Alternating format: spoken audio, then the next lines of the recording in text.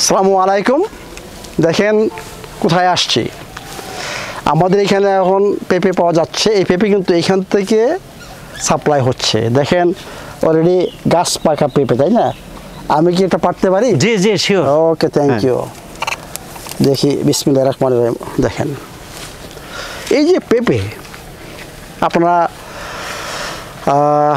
খান papaya leaf powder, ওইটার অন্য একটা ফাংশন রয়ে গেছে স্পেসিফিক।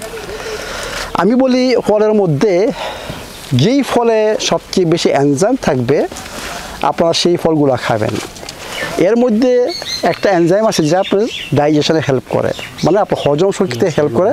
এখানে পাপাইন রয়ে গেছে। এই জন্য বলি যা আপনারা পেঁপে অবশ্যই খাবেন। আবার কি বলছিলাম কি, আনারস, এখানে আনারসও আছে, মানে ওইটার মধ্যে রয়ে গেছে ব্রোমেলাইন, ওইটা একটা এনজাইম। তো আমরা যদি বেশি বেশি এনজাইম মানে খাবারের মাধ্যমে শরীরকে সাপ্লাই দিতে পারি, আমাদের হজম শক্তি এবং আমাদের অন্যান্য বায়োকেমিক্যাল রিয়াকশনগুলো সুন্দর মতো হবে এবং আমরা সুস্থ থাকবো। দেখেন কত সুন্দর পেঁপে। স্যার আমি একটু ইন্টারাপ্ট করি। বলো। দেখেন বাজারে যা পাবেন তার ধরেন যে 80 থেকে 90 কেন 100%ও বলা যায় যে তারা হলো ফোর্স করে পাকায়। আচ্ছা, কার্বাইড বা মানে আগে এটাকে নিয়ে তারপরে ইথোফেন বা কেমিক্যালি ট্রিট করে তো সেগুলো পাকায়। আচ্ছা, আর এটা দেখেন যে কোনোভাবে ন্যাচারাল যে আপনারা আমাদের হাউস অফ ফার্মে পাচ্ছেন, এইখান থেকে এক্স্যাক্টলি এইখান থেকে এইভাবে নেওয়া হয়, হারভেস্ট করে নিয়ে যাওয়া এখানে করা হয়।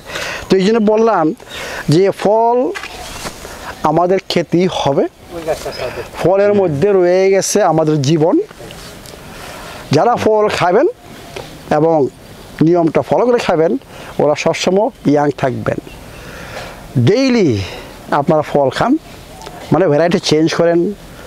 তো কিন্তু কিছু কিছু ফল আমি বলবো যে আপনারা ডেইলি খেতে পারেন, যেমন পেঁপে, আনারস, পেয়ারা, তারপরে আপনার জাম্বুরা, তারপরে পেয়ারা, এইগুলো আপনার ডেইলি বেসিসে খাবেন।